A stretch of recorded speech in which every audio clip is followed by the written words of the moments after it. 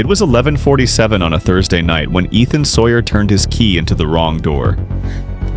He had been awake for 14 hours straight, rewiring a failed HVAC unit in the basement of Maplewood Apartments, and the hallway on the 4th floor looked the same in both directions. Unit 4A, Unit 4B. His was 4B. The door he pushed open was 4A, and it was already unlocked. He stepped inside and he stopped. Claire Beaumont, the woman the entire building called Miss Beaumont, sat on the hardwood floor in a dark living room. Knees pulled to her chest, hair undone, eyes swollen red. No blazer, no heels. Around her lay old cardboard boxes, a cracked picture frame with a photograph of an older man she clearly loved, and a crumpled handwritten letter near her bare feet. She looked up, froze. 3 seconds of absolute silence passed between them before her voice broke through, barely a whisper. "Please forget what you just saw." Ethan did not answer. His eyes dropped not to her but to the letter on the floor. One line at the bottom. He read it in a fraction of a second. "Transfer complete. You have 30 days." He knew exactly what that language meant. He had read sentences like it hundreds of times during 7 years at the Department of Justice. He stepped backward, closed the door, walked to 4B without a word. Everyone in that building thought he just fixed leaky pipes. But the woman on that floor had no idea that the only person who could read that letter for what it really was had just closed her door. If someone begged you to forget what you saw, but you knew staying silent could cost them everything, would you walk away? Ethan Sawyer woke at 5:40 the next morning, the way he always did, without an alarm, without noise, without urgency. He swung his legs off the narrow bed in Unit 4B, a staff apartment the size of a studio, and walked barefoot to the kitchen. The apartment was small, one bedroom, a fold-out couch in the corner where his daughter slept, a bathroom that barely fit a standing shower, but the walls were covered in color crayon drawings, watercolor experiments, pencil sketches taped edge to edge, all of them signed in wobbly letters by the same artist. Lily. She was 8 years old and she drew everything. Trees, stars, her father's boots, the view from the rooftop where the two of them lay on a blanket every Friday night and watched the sky turn. That was their tradition. Every Friday. No exceptions. She appeared in the kitchen doorway now, hair tangled, dragging a stuffed bear by one arm. She climbed onto the stool at the counter and opened her sketch pad while Ethan poured cereal and sliced a banana onto the side of her bowl.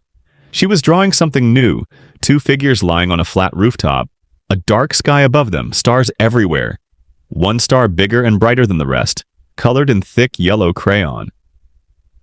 She tilted her head without looking up. "Daddy, do stars move?" Ethan tucked a strand of hair behind her ear. "Everything moves, sweetheart. Just some things move too slow for us to notice." She nodded as if that made perfect sense and kept coloring. He packed her lunch, zipped her backpack, and walked her to the bus stop at the corner of Maplewood's front entrance.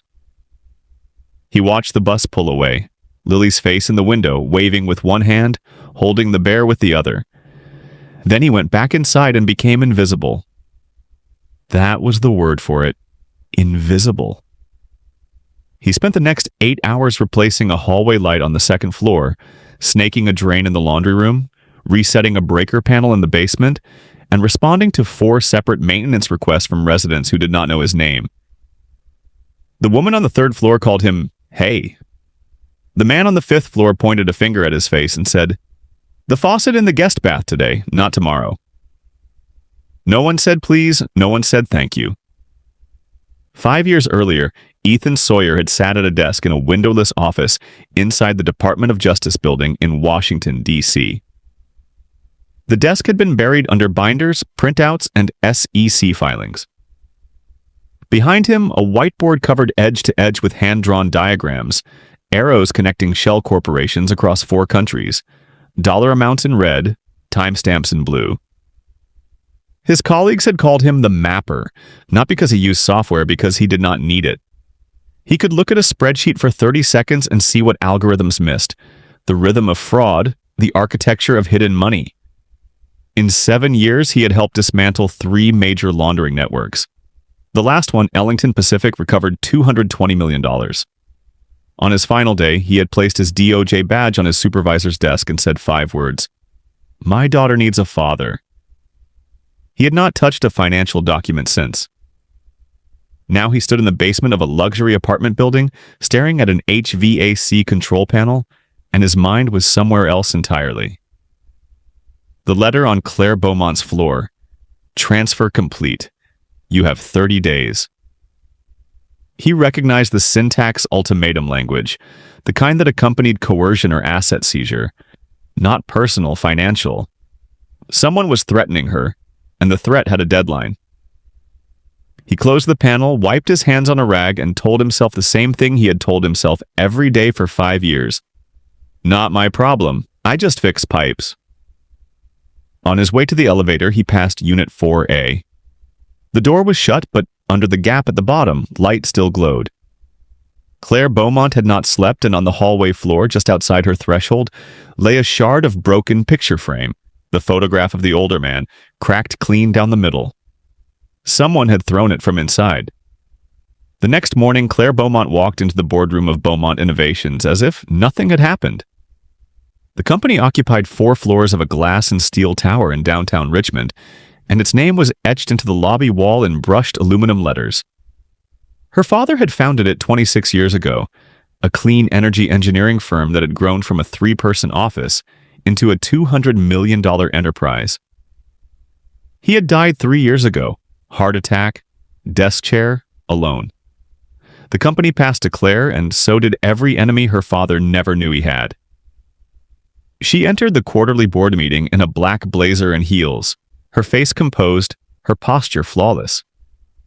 No one could see the bruise on her palm, the one she had earned the night before, punching the hardwood floor of her own living room. 7 board members sat around the conference table. At the far end, Derek Langston stood beside a projection screen, pointer in hand, smiling. Derek was 44, broad-shouldered, silver-templed, immaculately groomed. He had been the company's chief financial officer for 11 years and the most trusted man in the building. Claire's father had treated him like a brother. The board treated him like a saint. He presented the quarterly numbers with the ease of a man who had rehearsed the performance 100 times. Revenue up, expenses down, margins improving, outlook strong. Every slide was clean, every answer was polished. The board members nodded. One of them said, "Outstanding work, Derek." Claire sat across from him, silent. Her pen pressed so hard against her notepad that the tip bent. She knew the numbers were wrong.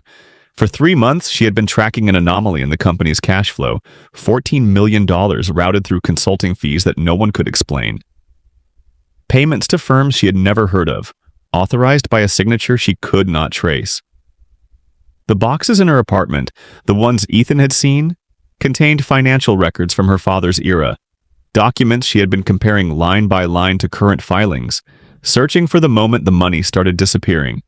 The letter was from a law firm she did not recognize, referencing a transfer of contested assets and a 30-day compliance window. She did not fully understand what it meant. She was not a financial analyst, but her instincts screamed that someone inside this company was stealing it from the inside out. After the meeting, Derek paused at the door and turned to her. His voice was warm, almost paternal. "You look exhausted, Claire. Maybe take a step back. Let the finance team handle the heavy lifting." It sounded like concern. It was a cage. She said nothing, and he walked away. That evening, she returned to Maplewood. The elevator doors opened on the 4th floor, and Ethan was standing in the hallway, replacing a light fixture above Unit 4C. Their eyes met.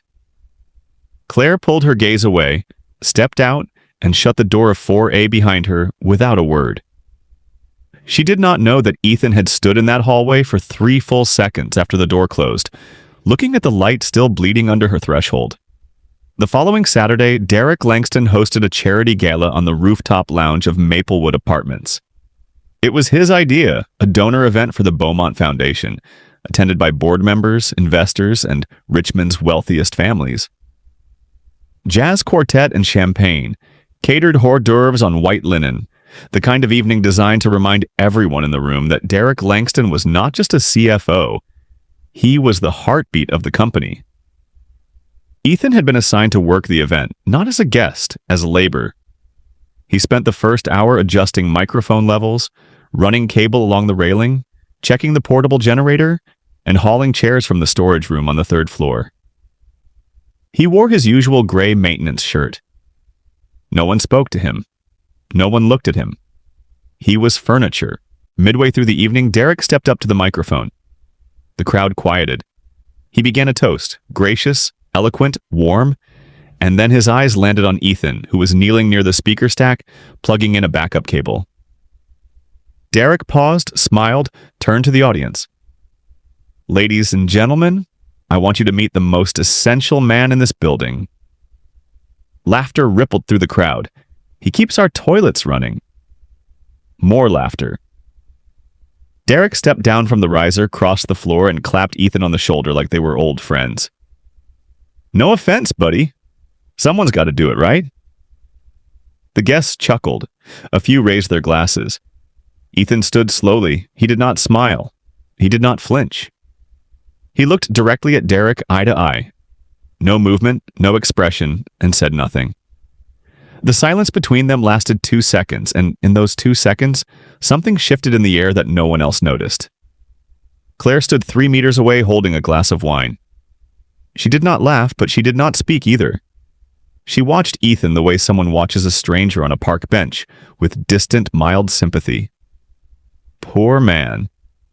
And then Investor stepped forward, swirling a tumbler. "So, what did you do before this?" The word "this" landed with deliberate weight. Ethan answered without hesitation. "Data work." The investor smiled. "Well, we all got to start somewhere." He turned away. Derek leaned toward Claire, speaking just loud enough for the circle around them to hear. "See? This is why I handle the numbers, Claire. Not everyone's built for it." The sentence was a weapon shaped like advice aimed at Ethan, loaded for Claire. Ethan stood still for 3 more seconds.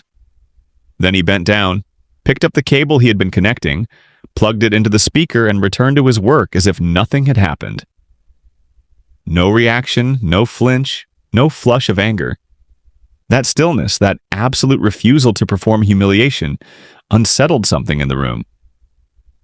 A woman near the bar lowered her glass. A board member shifted in his seat. The laughter had already died, and no one quite knew how to restart it. Ethan finished the speaker check, picked up his toolbox, and left the rooftop without a word. He took the stairwell, not the elevator. On the 3rd floor, he paused in front of the building's server room. His master key could open every utility door in the building, including this one. He looked at it. Then he kept walking. Not yet, but he had already cataloged Derek Langston. The charm, the control of the room, the way aggression hid inside friendliness like a blade inside a loaf of bread. Ethan had seen that pattern dozens of times in 7 years at the DOJ. It was the architecture of concealment, and it always meant the same thing. Someone was hiding something worth finding. 2 days after the gala, Ethan received a maintenance request from Unit 4A. The Wi-Fi router was malfunctioning. He took the elevator up with his toolkit, knocked, and waited. Claire opened a gray sweater, no makeup, hair tied back. Her expression was cold. "Fix the router and leave." He nodded and stepped inside. The living room had been clean, no boxes, no broken frames, but the dining table was stacked with documents partially concealed by a linen cloth draped across the surface. One corner of a printed spreadsheet peeked out from beneath the fabric.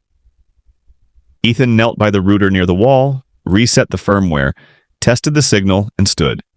On his way to the door, Hizzy passed the table. His eyes, trained over 7 years to scan numbers the way a hawk scans open ground, caught 2 seconds of the exposed spreadsheet.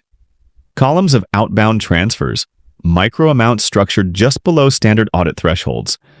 A routing pattern he recognized, immediately designed not to move money, but to hide the fact that money was being moved. Claire noticed him glance and yanked the cloth over the page. He said nothing. He walked to the door, placed his hand on the knob, and stopped. His back was to her. The transfers on your table, they're not going through one shell company. His voice was low, steady, almost indifferent. There are at least 3 layers. The first one's registered in Delaware. If you're only checking 2, you'll never find where the money exits. The room went silent. Claire stared at the back of his head. What did you just say? Ethan opened the door. Your router's fixed. He stepped into the hallway and pulled the door shut behind him. Claire stood alone in the penthouse for a long time. Then she walked to the table, pulled the cloth away, and opened her laptop. She ran the search she had described, and for the first time in 3 months, she found the 3rd layer, a shell company registered in Wilmington, Delaware. It existed. It was real. And she had missed it entirely. She sat down slowly. The man who fixed her router had just done in 5 seconds what her entire finance team had failed to do in 90 days. She picked up the phone and called Lena Vargas, her head of engineering, the only person left in the company she trusted without reservation. Lena, I need you to find out everything about the building superintendent in my building. Everything. Lena ran the search that night. Public records came back clean. Education, employment history, residential records, ordinary. But when she reached the period between 2014 and 2021, the trail went dark. His file at the Department of Justice was classified. All she found was a single line in a federal personnel index, a fragment that should have been redacted but was not. Asset retired, case handler redacted. Lena stared at her screen. Ethan Sawyer was not just a data analyst who quit. He was something the federal government had considered an operational asset, and no one at Maplewood Apartments had the faintest idea. 1 week later, Beaumont Innovations detonated. Internal documents leaked to financial media, carefully curated, selectively damaging. Bloomberg ran the headline first. Richmond Times-Dispatch followed within the hour.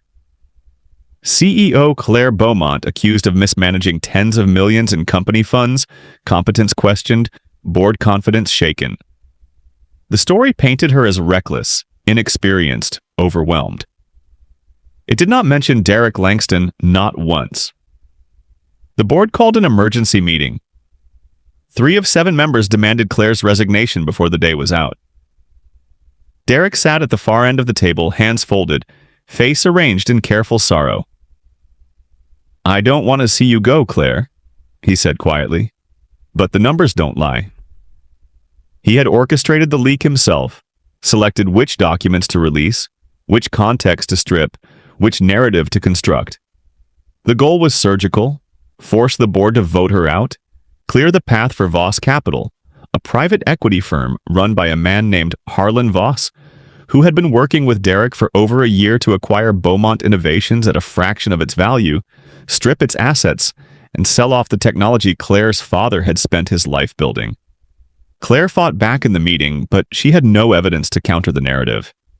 She had suspicions, spreadsheets she barely understood, and a letter from a law firm she could not trace. The board scheduled a formal vote 10 days. If she could not prove her case, she would lose the company. She returned to Maplewood that evening and stepped into the elevator. When the doors opened on the 4th floor, Ethan was there, kneeling beside an air filter housing, screwdriver in hand. He looked up. She looked down. Neither spoke, but Ethan saw at the particular hollowness behind her eyes that meant someone was losing a war they could not afford to lose. That night at 11:15, Ethan sat in the basement security office monitoring the building's camera feeds, a routine end-of-day task. On screen 3, the lobby camera captured Derek Langston entering the building through the main door.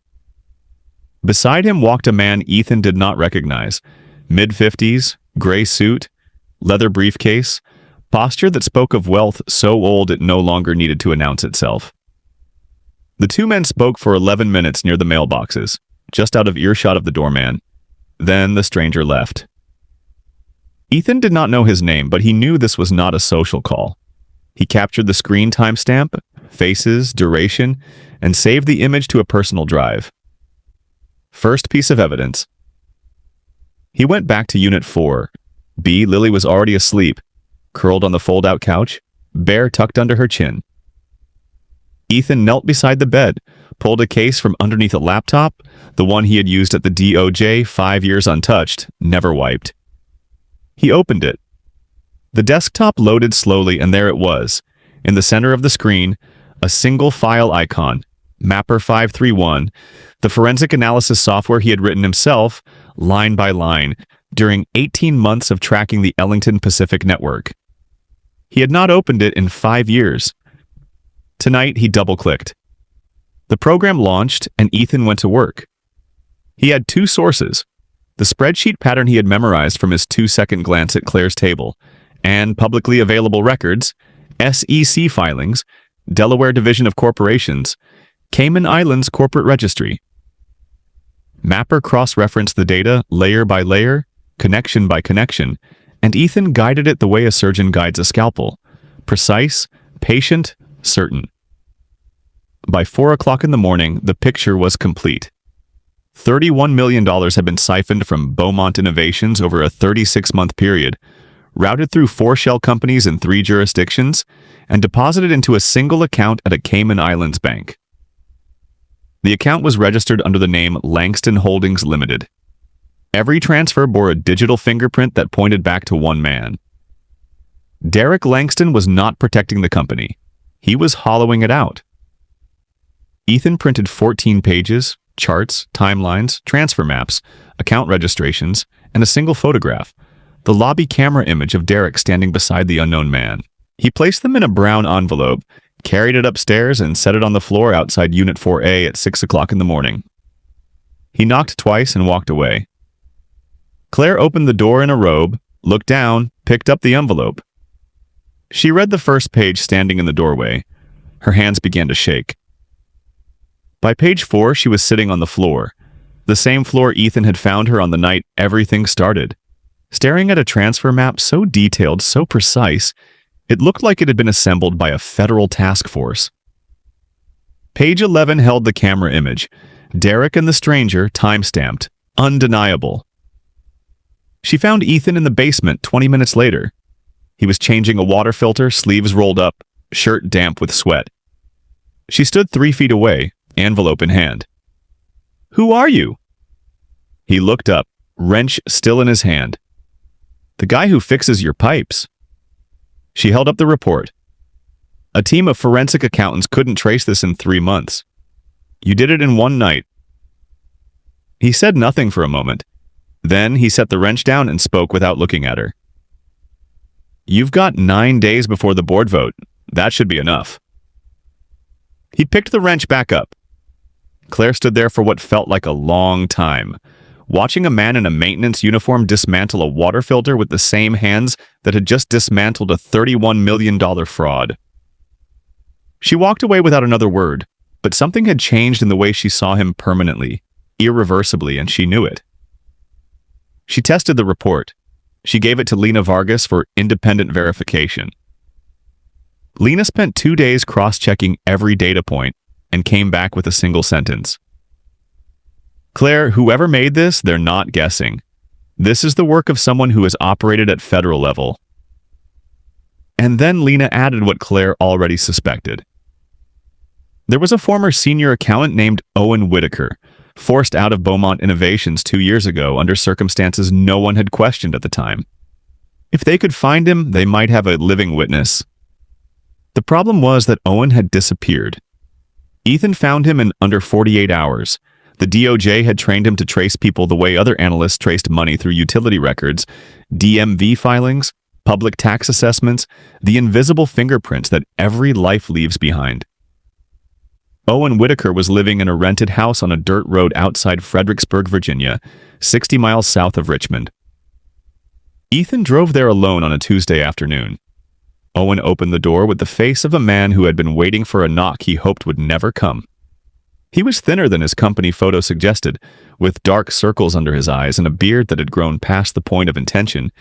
Ethan showed him the shell company diagram. Derek used you to sign off on these transfers. You knew they were wrong. He threatened you and you ran. Owen stepped back, one hand gripping the doorframe.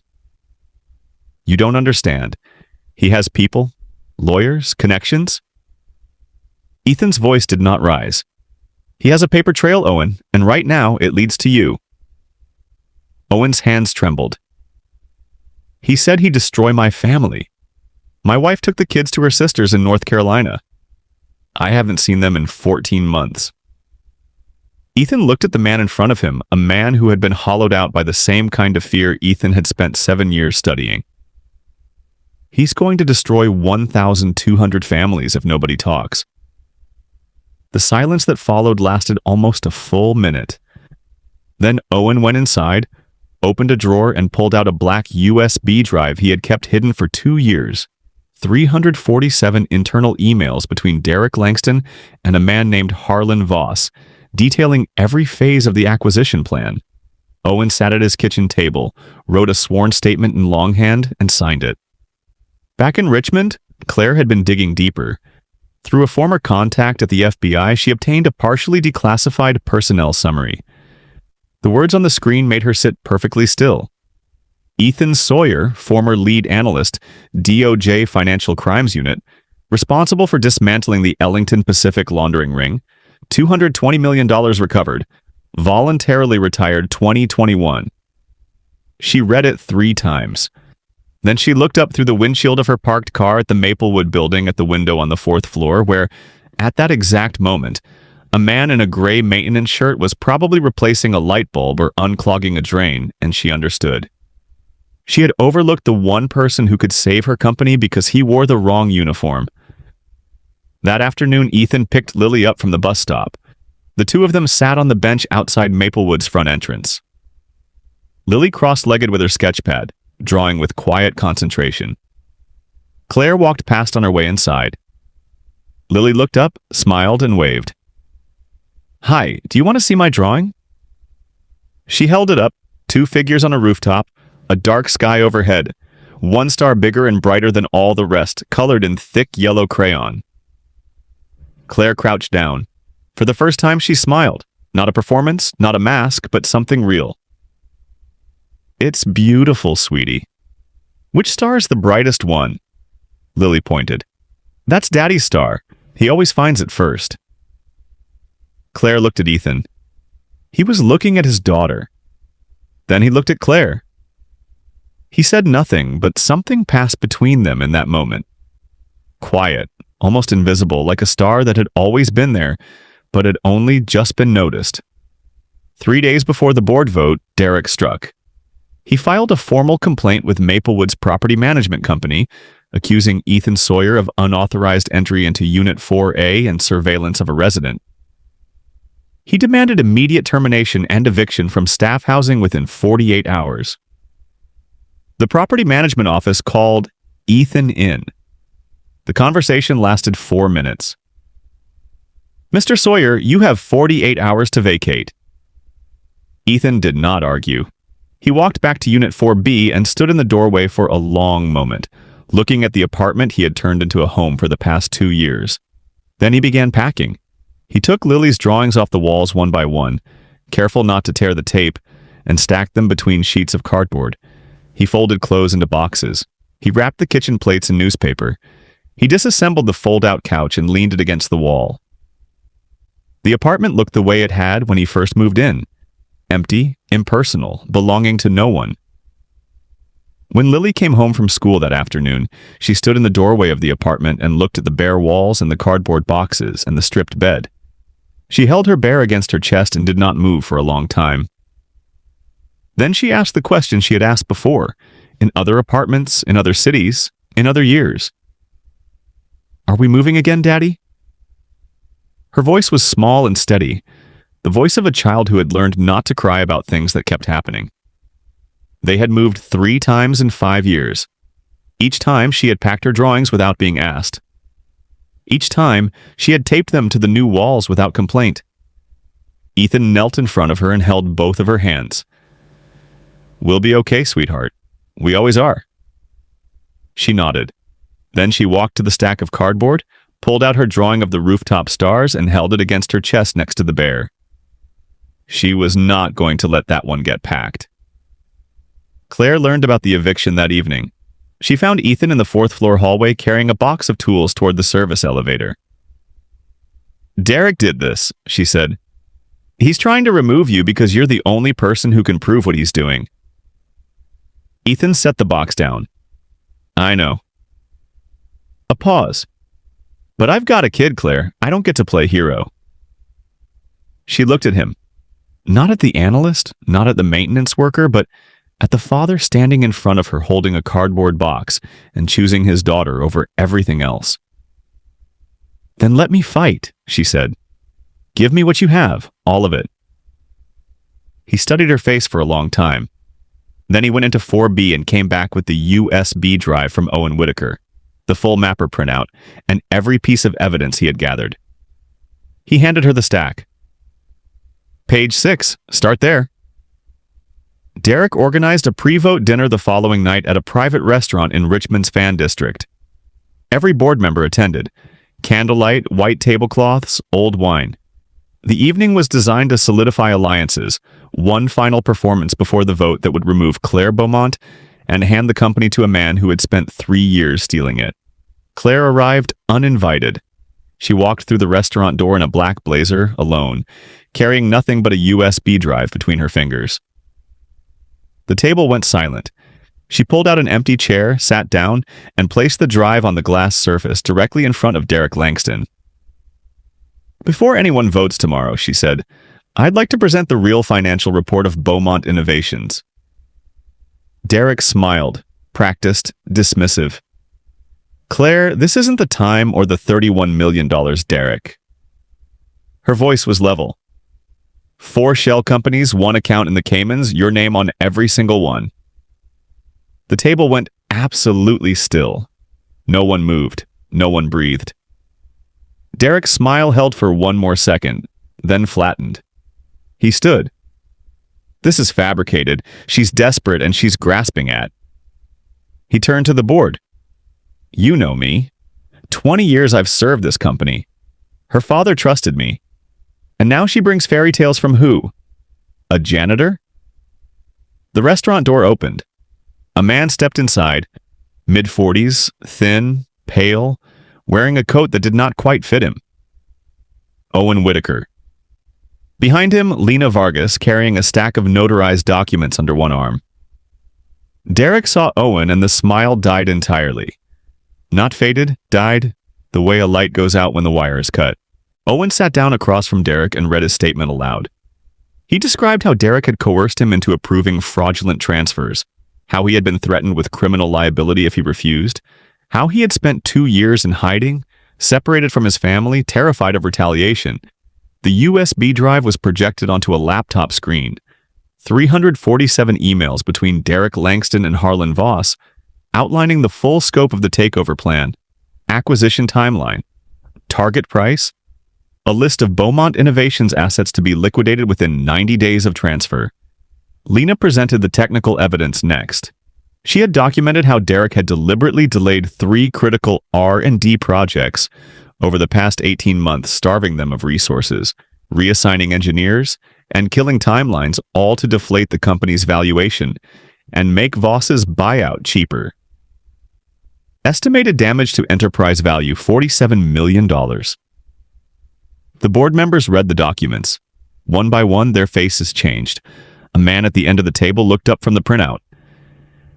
"Is any of this true, Derek?" Derek stood. His voice was still smooth, still controlled, but the edges were beginning to fray. "This is a setup. That maintenance man in her building, he's behind this.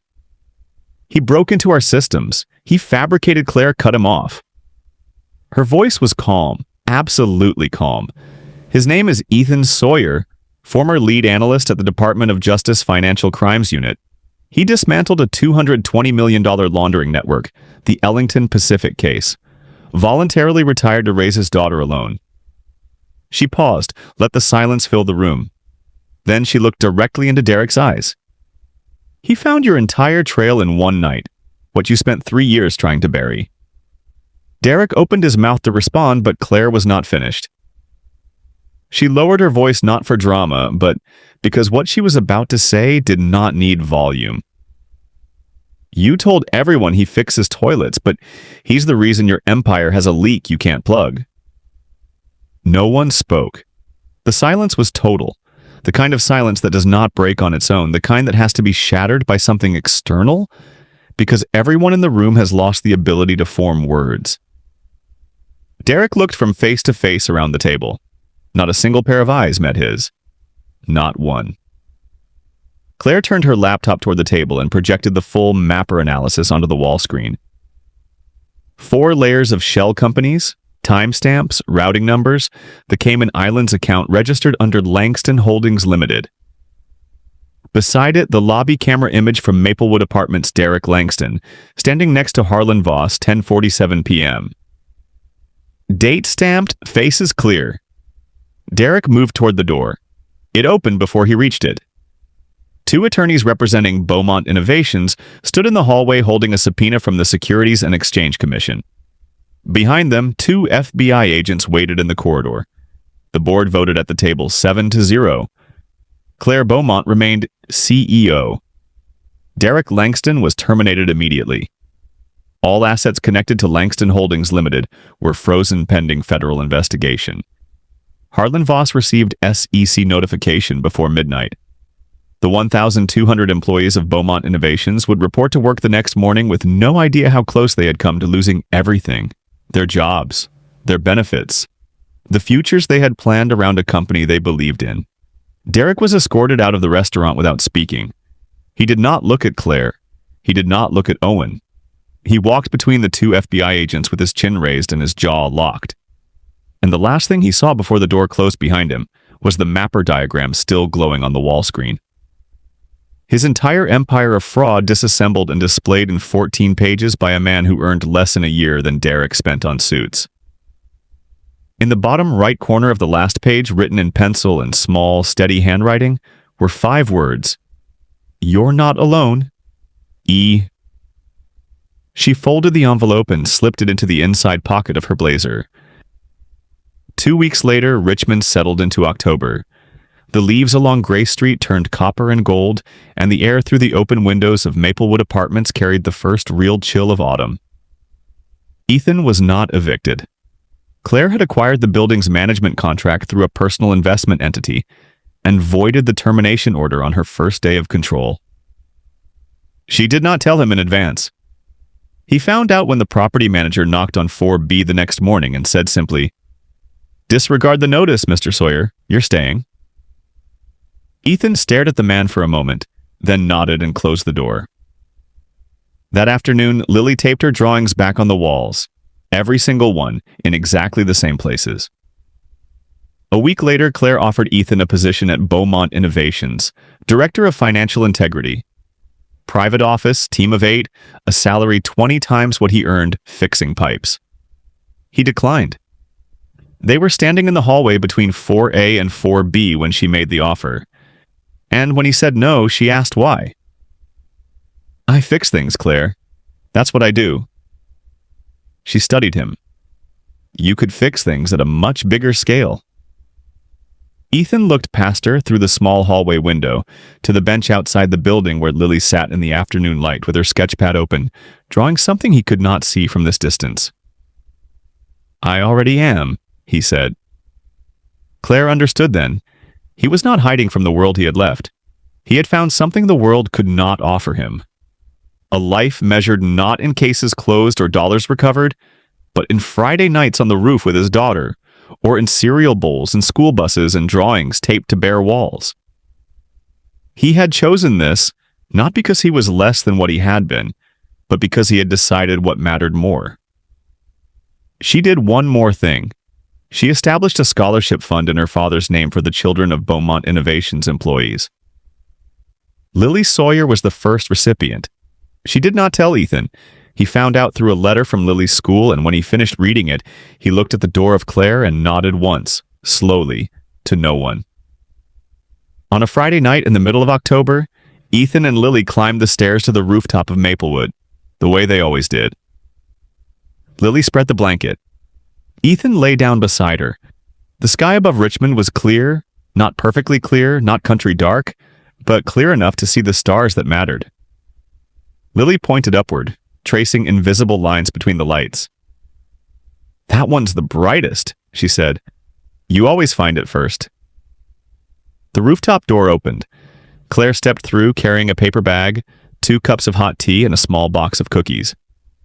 She did not say anything.